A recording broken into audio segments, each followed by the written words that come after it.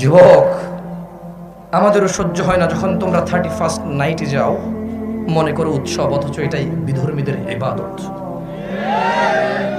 আমাদেরও কলিজা চূর্ণ বিচূর্ণ হয়ে যায় তোমরা বড়দিনে যাও, অথচ তারা তা পালন করে যে আল্লাহ এই দিনে ছেলে জন্ম দিছে। তোমরা যখন যাও আমাদের কলিজা ভেঙে যায়, তখন আমরা তোমাদেরকে বলি না হারাম, they are not Muslim। তারা কিভাবে মুসলমান হতে পারে?